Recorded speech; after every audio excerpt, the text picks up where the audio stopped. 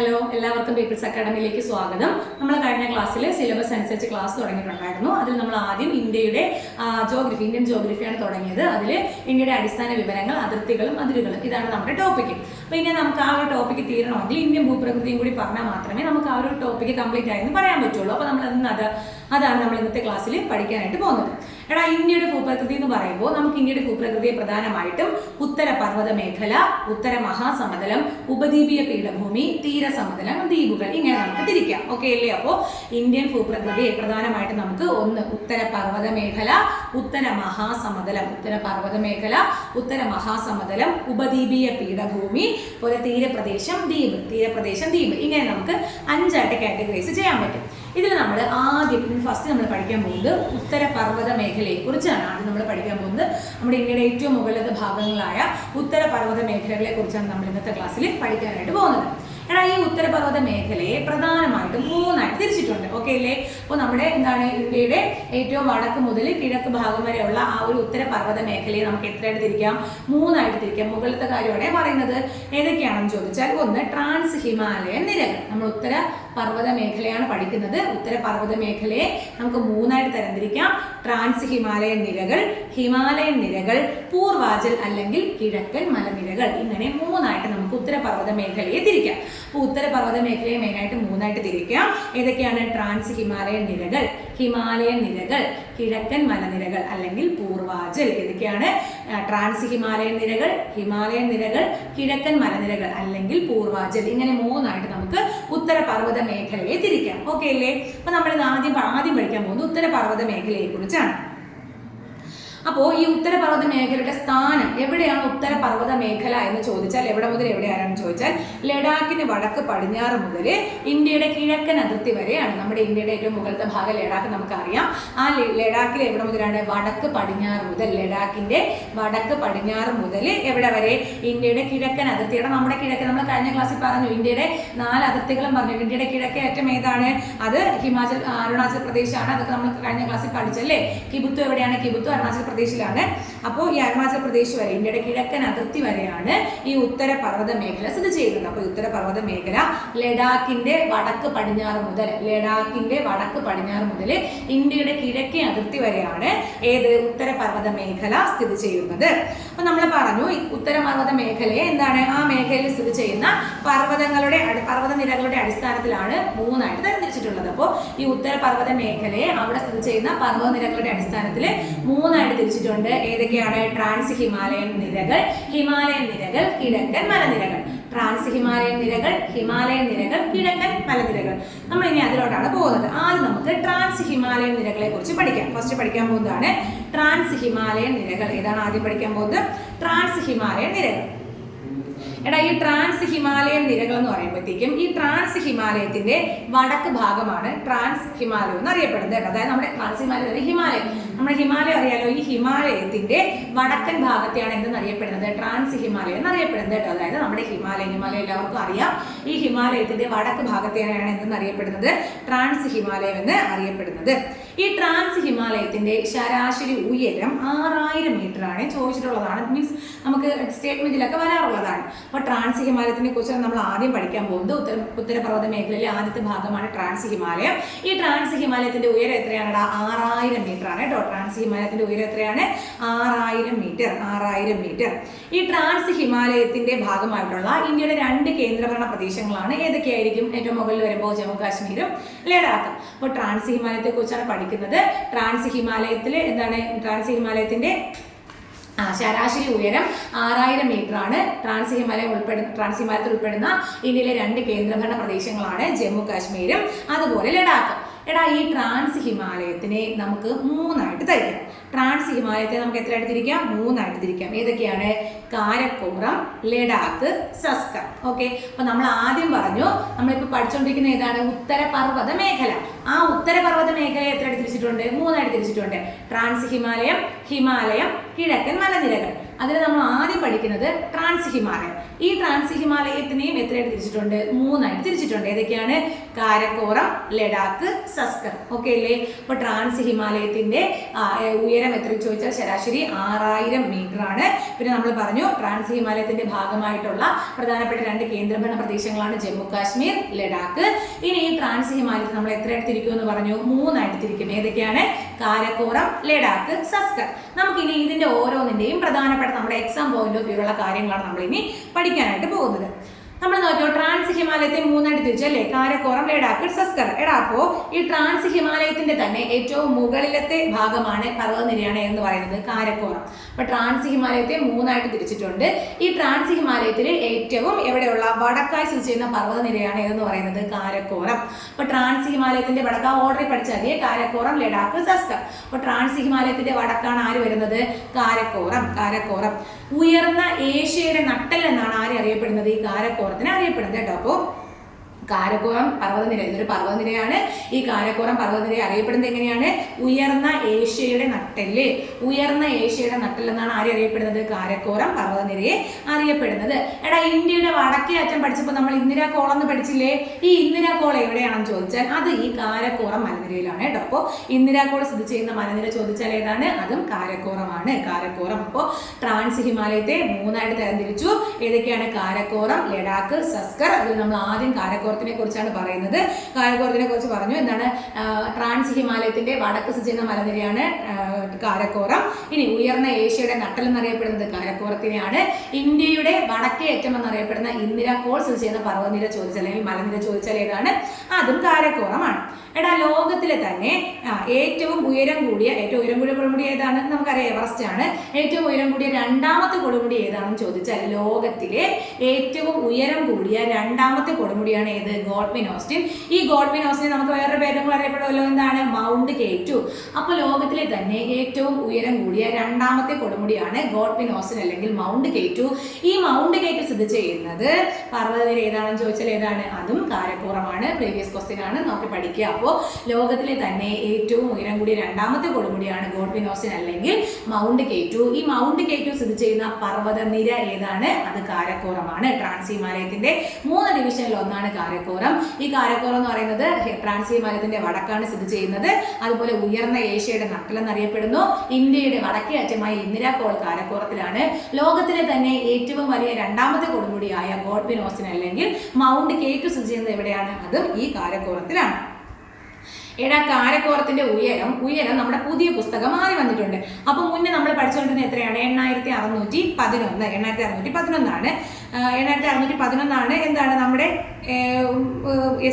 PSC നമ്മൾ normally ഉത്തരം കൊടുക്കുന്നത്. എന്നാൽ SC അത് മാറി വന്നിട്ടുണ്ട്. 8661 വന്നിട്ടുണ്ട് കേട്ടോ. അപ്പൊ ഇനി ഇത് ഓപ്ഷനിൽ ഉണ്ടെങ്കിൽ എഴുതിയാൽ തെറ്റില്ല, കാരണം നമ്മുടെ പുസ്തകത്തിൽ അത് മാറി വന്നിട്ടുണ്ട്. അപ്പൊ 8661 മീറ്റർ ആണ് ഏതിന്റെ? നമ്മുടെ മൗണ്ട് K2വിന്റെ ഉയരം. കാരക്കോറത്തിന് ഞാൻ പറഞ്ഞതോ മൗണ്ട് K2വിന്റെ ഉയരം 8661 മീറ്റർ ആണ്. ഓക്കെ അല്ലേ?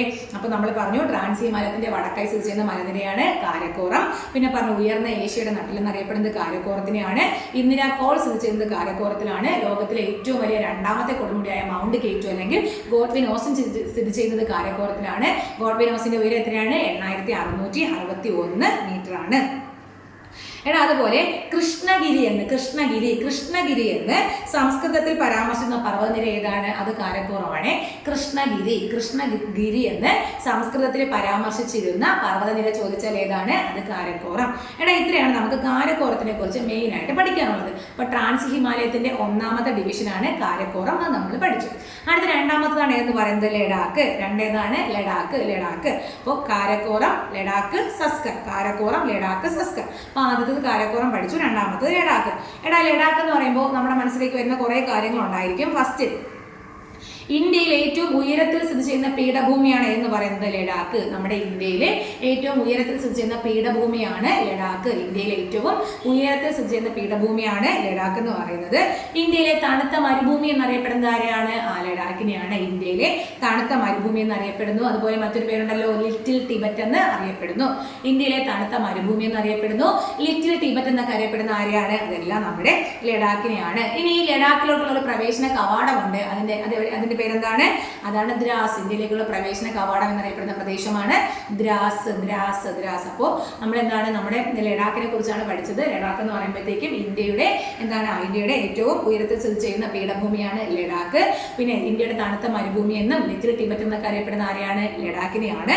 പിന്നെ പറഞ്ഞു ലഡാക്കിലേക്കുള്ള പ്രവേശന കവാടം എന്നറിയപ്പെടുന്ന പ്രദേശം ഏതാണ്? അത് ദ്രാസ് ആണ്. അപ്പോൾ ട്രാൻസ് ഹിമാലയത്തിന്റെ 3 ഡിവിഷനാണ് കാരക്കോറം, ലഡാക്ക്, സസ്കർ. അതിൽ നമ്മൾ കാരക്കോറം പഠിച്ചു, ലഡാക്ക് പഠിച്ചു. അടുത്ത് നമുക്ക് സസ്കർ. സസ്കറിനെ കുറിച്ച് നമുക്ക് 1-2 പോയിന്റേ പറയാനുള്ളൂ. വേറൊന്നുമില്ല, ജമ്മു, ശ്രീനഗർ എന്നിവ സ്ഥിതി ചെയ്യുന്ന മലനിരയാണ് എന്ന് പറയുന്നത് സസ്കർ. നമ്മൾ ജമ്മു നേരത്തെ പറഞ്ഞില്ല. അപ്പോൾ ജമ്മുവും ശ്രീനഗറും സ്ഥിതി ചെയ്യുന്നത് എവിടെയാണ്? അത് സസ്കറിലാണ്. ജമ്മു, ശ്രീനഗർ എന്നിവ സ്ഥിതി ചെയ്യുന്നത് എവിടെയാണ്? അത് സസ്കറിലാണ്. സസ്കർ. ഓക്കെ അല്ലേടാ? അപ്പോൾ ഇത്രയാണ് നമുക്ക് ആരെ കുറിച്ച് പറയാനുള്ളത്? നമ്മുടെ ട്രാൻസ് ഹിമാലയത്തിനെ കുറിച്ച് പറയാനുള്ളത്. ഇന്ത്യയിലെ തണുത്ത മരുഭൂമി ഏതാണെന്ന് നമ്മൾ പറഞ്ഞു, അത് ലഡാക്കാണ്. എന്നാൽ ഇന്ത്യയിലെ ഉഷ്ണ മരുഭൂമി ഏതാണ്? ഉഷ്ണ മരുഭൂമി അത് താർ മരുഭൂമിയാണ് കേട്ടോ. അപ്പോൾ ഇന്ത്യയിലെ തണുത്ത മരുഭൂമി ചോദിച്ചാൽ അത് ലഡാക്കും, ഉഷ്ണ മരുഭൂമി ചോദിച്ചാൽ ഏതാണ്? അത് താറാണ്. ഇനി ഇന്ത്യയിലെ വെളുത്ത മരുഭൂമി ഏതാണ്? അത് റാൻ ഓഫ് കച്ച് ആണ് കേട്ടോ, ഇന്ത്യയിലെ വെളുത്ത മരുഭൂമി. അപ്പോൾ അതൊന്ന് പഠിച്ചു വെച്ചേക്കാം. ഓർമ്മ വന്നപ്പോൾ പറഞ്ഞതാണ്. ഇന്ത്യയുടെ തണുത്ത മരുഭൂമിയാണ് നമ്മൾ പറഞ്ഞ ലഡാക്ക്, ഇന്ത്യയിലെ ഉഷ്ണ മരുഭൂമിയാണ് താർ, ഇന്ത്യയിലെ വെളുത്ത മരുഭൂമിയാണ് റാൻ ഓഫ് കച്ച്. എടാ ഇത്രയും കാര്യങ്ങൾ കിട്ടിയോ? ഓക്കെ അല്ലേ? അപ്പോൾ നമ്മുടെ ഇന്ത്യയുടെ ഫസ്റ്റ് എന്താണ്? ഉത്തരപർവ്വത മേഖലയെ നമ്മൾ 3ആയിട്ട് തിരിച്ചു. ട്രാൻസ് ഹിമാലയൻ നിരകൾ, ഹിമാലയൻ നിരകൾ, കിഴക്കൻ കുന്നുകൾ, അതിൽ കിഴക്കൻ മലനിരകൾ.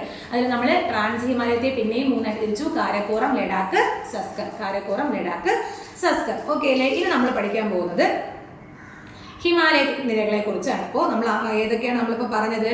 ട്രാൻസ് ഹിമാലയത്തിനെ 3ആയിട്ട് തിരിച്ചു. കാരക്കോറം, ലഡാക്ക്, സസ്കർ. ഇനി ഈ ഹിമാലയത്തിനെ നമ്മൾ എത്രയായിട്ട് തിരിക്കും? 3ആയിട്ട് തിരിക്കും. ഹിമാദ്രി, ഹിമാചൽ, സിവാലിക്. ഏതൊക്കെയാണ്? ഹിമാദ്രി, ഹിമാചൽ, സിവാലിക്. അത് തിരിഞ്ഞു പോകരുത്. എന്താണ് ആദ്യമായിട്ടൊക്കെ പഠിക്കുന്നവർ എന്ത് ചെയ്യുക? ഒരു പേപ്പറിൽ എഴുതി എവിടെയെങ്കിലും അങ്ങ് വച്ചേക്കട്ടെ. അതായത് ഏതാണ്? ഉത്തരപർവ്വത മേഖല. ഉത്തരപർവ്വത മേഖലയെ 3ആയിട്ട് തിരിക്കുന്നു. ഏതൊക്കെയാണ്? ട്രാൻസ് ഹിമാലയം, ഹിമാലയൻ, കിഴക്കൻ മലനിരകൾ.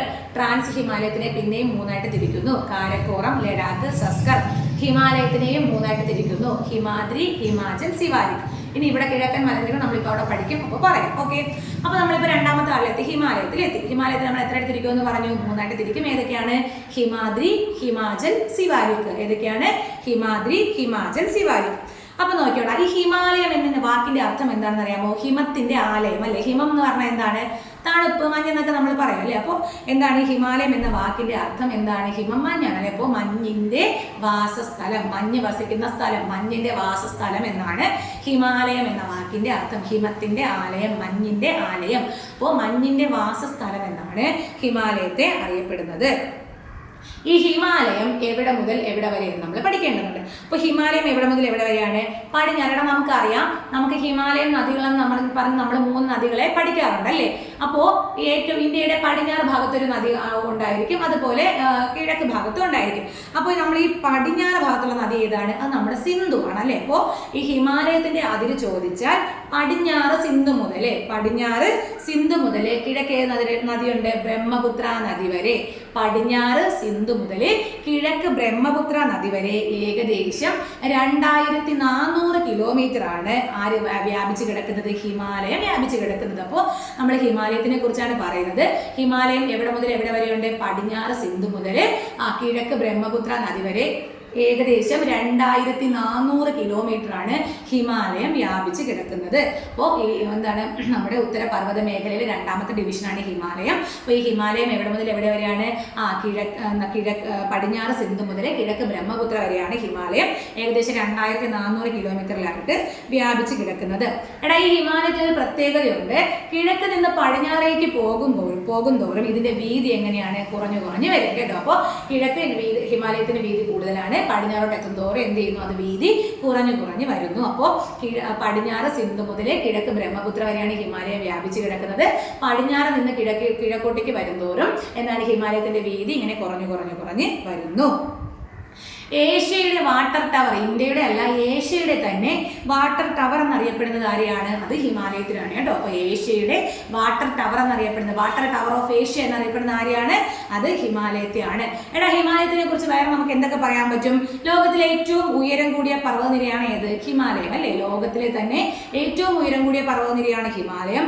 ലോകത്തിലെ ഏറ്റവും വലിയ മടക്ക് പർവ്വതമാണ് ആര്? ഹിമാലയം. അപ്പോൾ ലോകത്തിലെ ഏറ്റവും ഉയരം കൂടിയ പർവ്വതനിരയാണ് ലോകത്തിലെ ഏറ്റവും വലിയ മടക്ക് പർവ്വതമാണ്. ലോകത്തിലെ ഏറ്റവും പ്രായം കുറഞ്ഞ മടക്ക് പർവ്വതം ഏത് തന്നെയാണ്? ഹിമാലയമാണ് കേട്ടോ. അപ്പോൾ ഏറ്റവും വലിയ പർവ്വതനിരയാണ്, ഏറ്റവും ഉയരത്തിൽ സ്ഥിതി ചെയ്യുന്ന പർവ്വതനിരയാണ്, ഏറ്റവും വലിയ മടക്ക് പർവ്വതം, ലോകത്തിലെ ഏറ്റവും വലിയ മടക്ക് പർവ്വതമാണ് ഹിമാലയം.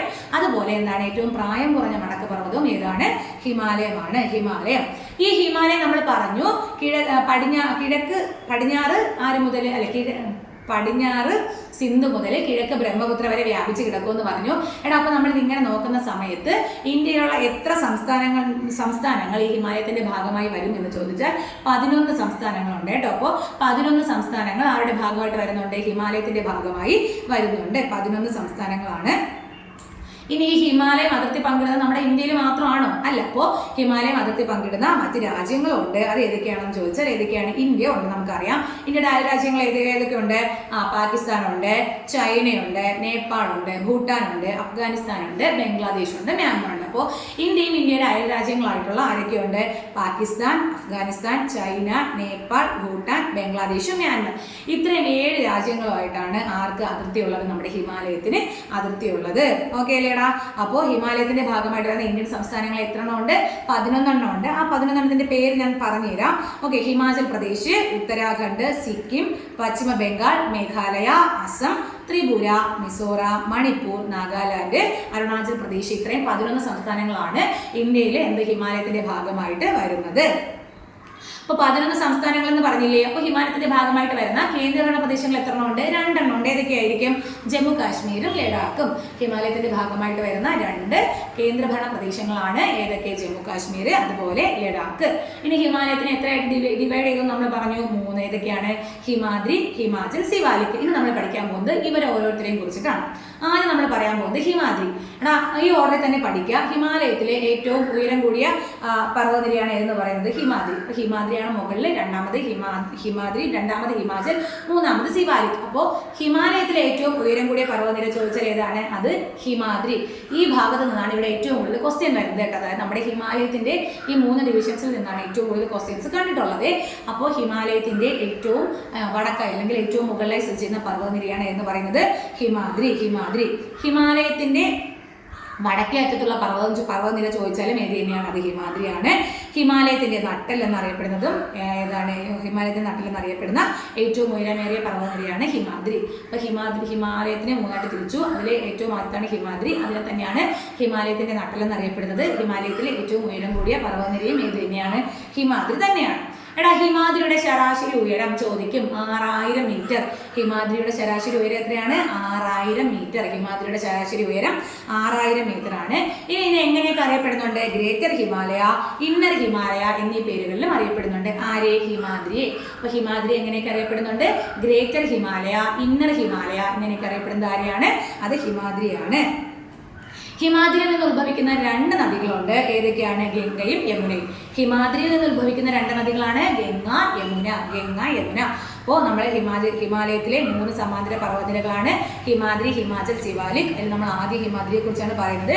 ഹിമാലയത്തിലെ ഏറ്റവും ഉയരം കൂടിയ പർവ്വതനിരയാണ് ഹിമാദ്രി. അതുപോലെ തന്നെ എന്താണ്? ഹിമാലയത്തിന്റെ നട്ടൽ എന്നറിയപ്പെടുന്നു. 6000 മീറ്ററാണ് ഇതിന്റെ ശരാശരി ഉയരം. ഗ്രേറ്റർ ഹിമാലയ, ഇന്നർ ഹിമാലയ ഇങ്ങനെയൊക്കെ അറിയപ്പെടുന്നു. 2 നദികൾ ഉത്ഭവിക്കുന്നുണ്ട്. ഏതൊക്കെ? ഗംഗയും യമുനയും. ഗംഗ, യമുന 2 നദികൾ അവിടെ നിന്ന് ഉത്ഭവിക്കുന്നുണ്ട്. ഇനി ഹിമാദ്രിക്ക് വടക്ക്, ഹിമാദ്രിയുടെ ഏറ്റവും മുകൾ ഭാഗമല്ലേ ഹിമാദ്രിക്ക് വടക്ക്. അപ്പോൾ ഈ ഹിമാദ്രിക്ക് വടക്കും അതുപോലെ ഹിമാദ്രിക്ക് വടക്കായിട്ട് ടിബറ്റ് വരെ നീളുന്ന ഒരു ഹിമാലയം അറിയപ്പെടുന്നതാണ് തെദിസ് ഹിമാലയം കേട്ടോ. അതായത് ഹിമാദ്രിയുടെ വടക്കായി എവിടെ വരെ? ടിബറ്റ് വരെ നീളുന്ന ഹിമാലയത്തിന് അറിയപ്പെടുന്ന പേരാണ് തെദിസ് ഹിമാലയം. ഹിമാദ്രിയുടെ വടക്ക് മുതൽ എവിടെ വരെ? ടിബറ്റ് വരെ നീളുന്ന ഹിമാലയം അറിയപ്പെടുന്ന പേരാണ് തെദിസ് ഹിമാലയം. അതുപോലെ മൗണ്ട് എവറസ്റ്റ്, കാഞ്ചൻജംഗ, നംഗ പർവ്വതം എന്നീ പർവ്വതനിരകൾ എവിടെയാണ്? അത് ഹിമാദ്രിയിലാണ്. ഏതൊക്കെയാണ്? മൗണ്ട് എവറസ്റ്റ്, കാഞ്ചൻജംഗ, നംഗ പർവ്വതം. മൗണ്ട് എവറസ്റ്റ്, കാഞ്ചൻജംഗ, നംഗ പർവ്വതം ഇതൊക്കെ എവിടെയാണ്? ഹിമാദ്രിയിലാണ്. ഓക്കെ അല്ലേടാ? അപ്പൊ നമ്മൾ നേരത്തെ പറഞ്ഞു ലോകത്തിലെ തന്നെ 2ാമത്തെ വലിയ കൊടുമുടിയാണ് എന്ന് പറഞ്ഞത് മൗണ്ട് K2 അല്ലെങ്കിൽ നമ്മൾ ഏതെന്ന് പറഞ്ഞു? ഗോഡ്വിൻ ഓസൻ എന്ന് പറഞ്ഞു. എന്നാൽ ലോകത്തിലെ തന്നെ ഏറ്റവും ഉയരം കൂടിയ കൊടുമുടി ഏതാണ്? അത് എവറസ്റ്റ് ആണ്. എവറസ്റ്റ് ഏത് രാജ്യത്താണ്? അത് നേപ്പാളിലാണ്. അപ്പോൾ അത് ആരുടെ ഭാഗമായിട്ട് വരുന്നുണ്ട്? ഹിമാദ്രിയിലാണ് സ്ഥിതി ചെയ്യുന്നത്. അപ്പോൾ മൗണ്ട് എവറസ്റ്റിനെ കുറിച്ച് നോക്കിക്കഴിഞ്ഞാൽ ലോകത്തിലെ ഏറ്റവും ഉയരം കൂടിയ കൊടുമുടിയാണ് എന്ന് പറയുന്നത് മൗണ്ട് എവറസ്റ്റ്. ഹിമാലയത്തിലെ ഏറ്റവും ഉയരം കൂടിയ കൊടുമുടിയും ഏതാണ്? മൗണ്ട് എവറസ്റ്റ് ആണ്. പിന്നെ നമുക്ക് മൗണ്ട് എവറസ്റ്റ് ഏത് രാജ്യത്താണെന്ന് പറഞ്ഞു? നേപ്പാളിലാണെന്ന് പറഞ്ഞു. ഓക്കെ അല്ലേടാ? ഇനി നമ്മൾ രണ്ടാമതായിട്ട് പഠിക്കാൻ പോകുന്നത് ഹിമാചൽ. അപ്പോൾ ഹിമാദ്രിയുടെ ഉയരം നോക്കിക്കൊള്ളണം, 6000 മീറ്റർ ആണ്. പിന്നെ ഇന്നർ ഹിമാലയം എന്നും ഔട്ടർ ഹിമാലയം എന്നും അറിയപ്പെടുന്നു എന്ന് പറഞ്ഞു. അതുപോലെ നമ്മൾ എന്ത് പറഞ്ഞു? ഹിമാലയത്തിന്റെ തന്നെ എന്താണ് വടക്കേ അറ്റത്തുള്ള പർവ്വതനിരയാണ്. 2 നദികൾ ഉത്ഭവിക്കുന്നുണ്ട്, ഗംഗ, യമുന. ഇനി രണ്ടാമത് നമ്മൾ പഠിക്കാൻ പോകുന്നത് ഹിമാചലിനെ കുറിച്ചാണ്. അപ്പോൾ ആദ്യം ഹിമാദ്രി പഠിച്ചു, രണ്ടാമത്തെ ആളാണ് ഹിമാചൽ. അപ്പോൾ ഹിമാചൽ നടുക്കല്ലേ നമ്മൾ പറഞ്ഞു, ഹിമാദ്രി, ഹിമാചൽ, സിവാലിക്. അപ്പൊ ആരുടെയൊക്കെ ഇടയിലാണ് സ്ഥിതി ചെയ്യുന്നത്?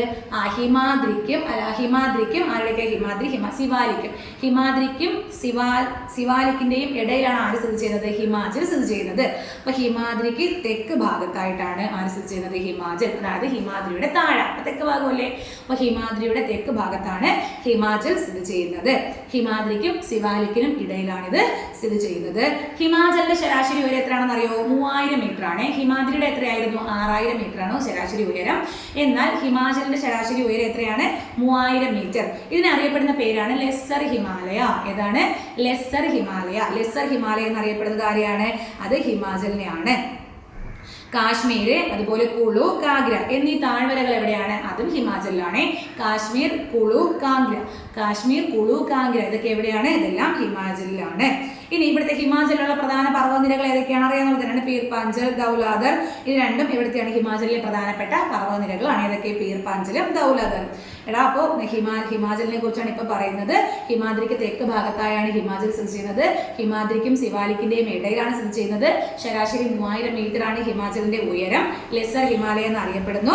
കാശ്മീർ, കുളു, കാഗ്ര എന്നീ താഴ്വരകൾ സ്ഥിതി ചെയ്യുന്നത് ഹിമാചലിലാണ്. പ്രധാന പർവ്വതനിരകളാണ് പീർ പാഞ്ചൽ, അതുപോലെ ദൗലാധർ. ഇത്രയും കിട്ടിയല്ലോ. അപ്പോൾ നമ്മളിപ്പോൾ രണ്ടാമത്തെ ഹിമാചലിനെ, ആദ്യം നമ്മൾ ഹിമാദ്രിയെ കുറിച്ച് പഠിച്ചു, രണ്ടാമത് നമ്മൾ ഏതിനെ കുറിച്ച് പഠിച്ചു? ഹിമാചലിനെ കുറിച്ച് പഠിച്ചു. അതുപോലെ നോക്കിക്കോ, അതായത് സുഖവാസ കേന്ദ്രങ്ങളിൽ പ്രസിദ്ധമായ ഒരു ഹിമാലയൻ നിരയാണ് എന്ന് പറയുന്നത് ഹിമാചൽ കേട്ടോ. അപ്പോൾ ഇതിങ്ങനെ തന്നെ ക്വസ്റ്റ്യൻ ചോദിച്ചിട്ടുണ്ട്, ഒരുപാട് തവണ ചോദിച്ചിട്ടുണ്ട്. അപ്പോൾ നമുക്കത് കൺഫ്യൂഷൻ വരെ. നമുക്കറിയാം ഹിമാലയൻ നിരകളെ 3ആയിട്ട് തിരിച്ചു. അതിൽ സുഖവാസ കേന്ദ്രങ്ങൾക്ക് പ്രസിദ്ധമായ ഹിമാലയൻ നിര ചോദിച്ചാൽ അത് രണ്ടാമത്തെ ഏതാണ്? ഹിമാചലാണ്. സുഖവാസ കേന്ദ്രങ്ങൾക്ക് പ്രസിദ്ധമായ ഹിമാലയൻ നിര ഏതാണ്? അത് ഹിമാചലാണ്. സിംല, മസൂറി, നൈനിറ്റാൾ, ഡാർജിലിംഗ് ഇതൊക്കെ എവിടെയാണ്? ഇതൊക്കെ ഹിമാചലിലാണ്. അതുകൊണ്ട് തന്നെ എങ്ങനെ അറിയപ്പെടുന്നു? സുഖവാസ കേന്ദ്രങ്ങൾക്ക് പ്രസിദ്ധമായ ഹിമാലയൻ മലനിര എന്ന് ആരെ അറിയപ്പെടുന്നു? ഹിമാചലിനെ അറിയപ്പെടുന്നു. ഇവിടെ ആരൊക്കെയാണുള്ളത്? സിംലയുണ്ട്, മസൂറി ഉണ്ട്, നൈനിറ്റാൾ ഉണ്ട്, ഡാർജിലിംഗ് ഇതെല്ലാം സ്ഥിതി ചെയ്യുന്നത് എവിടെയാണ്? അതെല്ലാം ഹിമാചലിലാണ്. ഇനി ഹിമാചലിൽ കാണപ്പെടുന്ന ഒരു പ്രത്യേക പുൽമേടുണ്ട്, അതിനെ വിളിക്കുന്ന പേരാണ് മെർഗ് കേട്ടോ. മെർഗ്. അതുപോലെ ബുഖ്യാൽ എന്ന് പറഞ്ഞാൽ ഒരു പായലാണ് ബുഖ്യാൽ. അപ്പോൾ മെർഗ് പുൽമേടുകളാണ്. ഒന്ന് മെർഗ്, രണ്ട് എന്താണ്? ബുഖ്യാൽ അല്ലെങ്കിൽ എന്താണ്? പായൽ.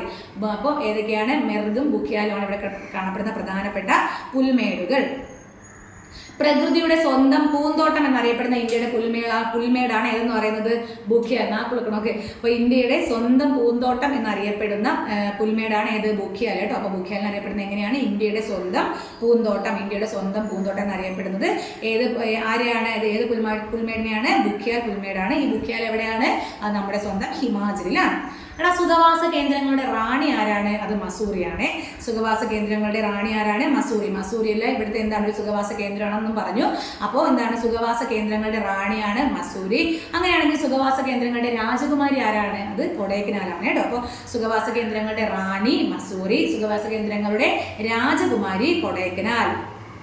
ഓക്കെ. അപ്പോൾ നമ്മൾ രണ്ടാമത്തെ ഹിമാലയത്തിൽ 2 പഠിച്ചു. ഹിമാദ്രിയും പഠിച്ചു, ഹിമാദ്രിയും ഹിമാചലും പഠിച്ചു. അടുത്ത മൂന്നാമത്തേതാണ് ഏത്? സിവാലിക്. മൂന്നാമത്തേത് ഏതാണ്?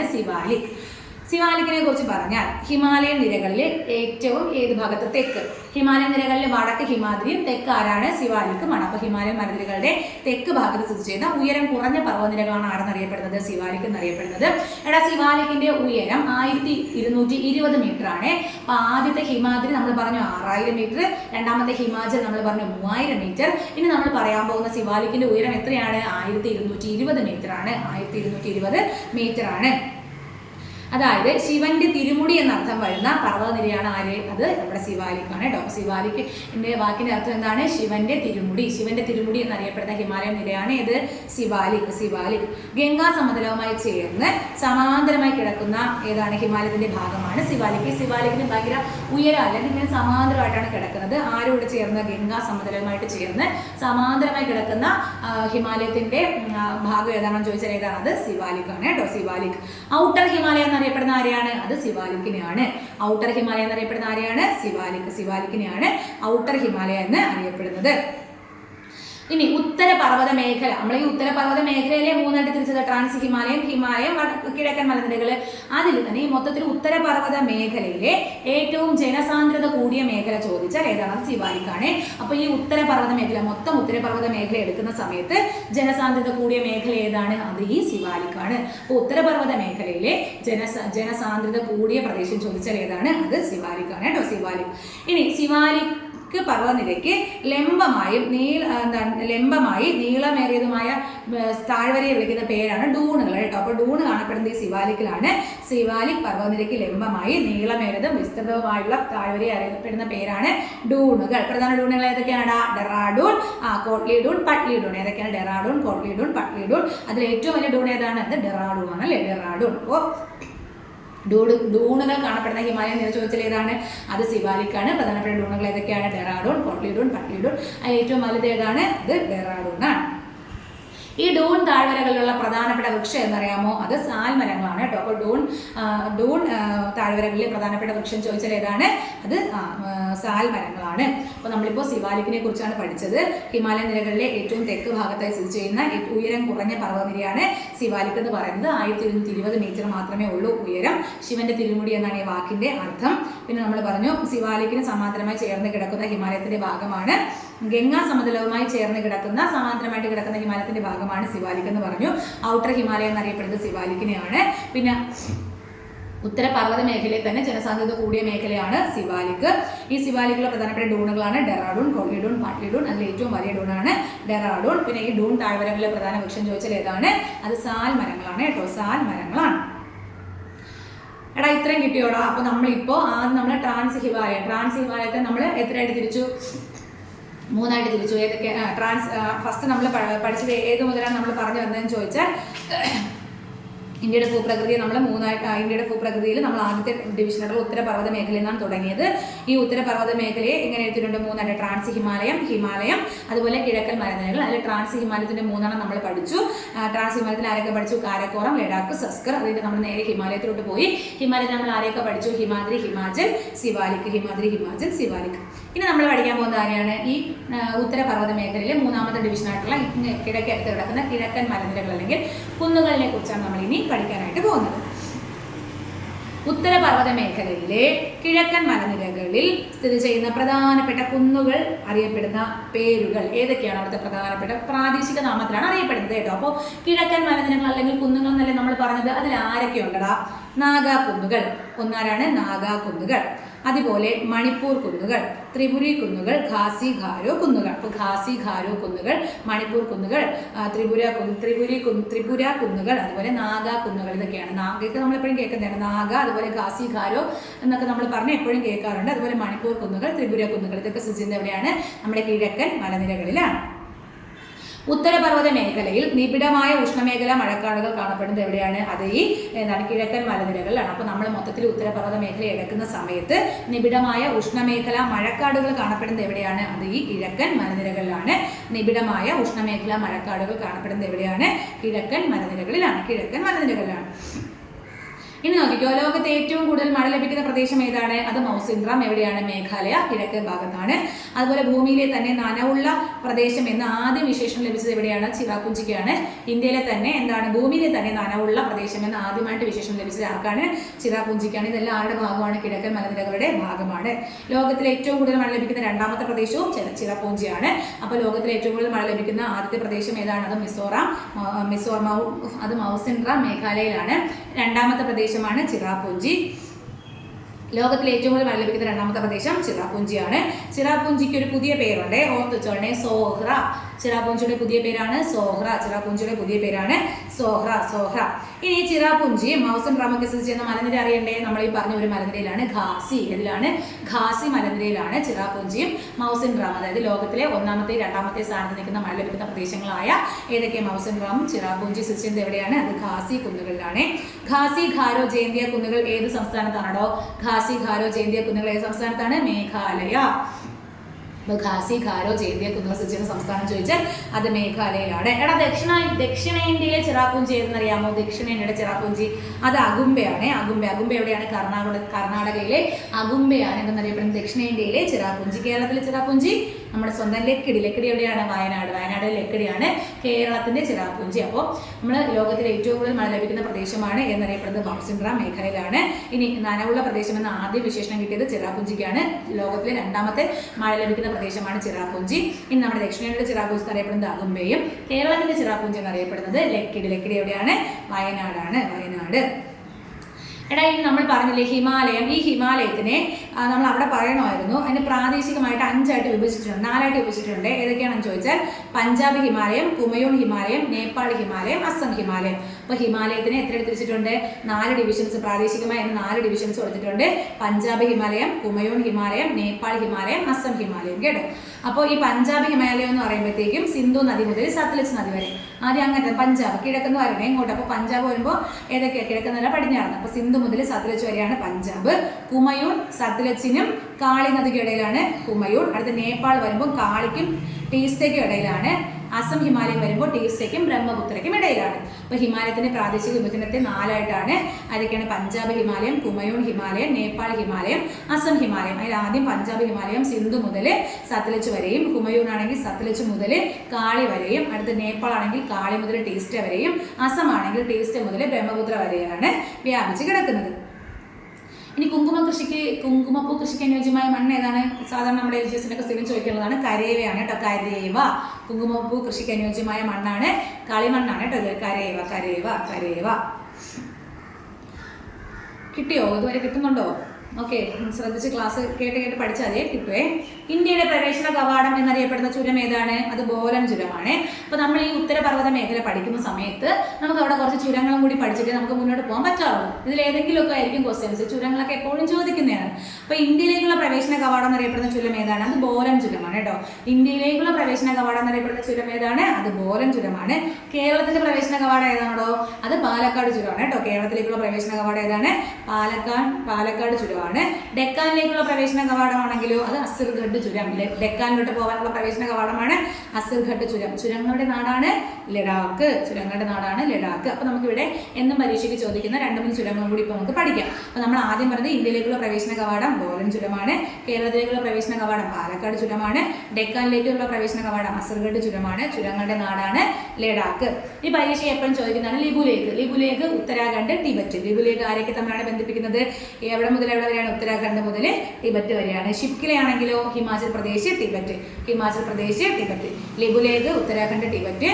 ഷിപ്കില ഹിമാചൽ പ്രദേശ്, ടിബറ്റ്. സോജില ശ്രീനഗർ,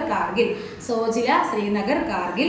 നാദുല സിക്കിം, ടിബറ്റ്. എപ്പോഴും ചോദിക്കുന്നത് നാദുലയാണ് കേട്ടോ. നാദുല സിക്കിം, ടിബറ്റ്. പിന്നെ ലിബുലേക്ക് ചോദിക്കാണ് ഉത്തരാഖണ്ഡ്, ടിബറ്റ്. സോജില ശ്രീനഗർ, കാർഗിൽ. ഷിപ്കില ഹിമാചൽ പ്രദേശ്, ടിബറ്റ്.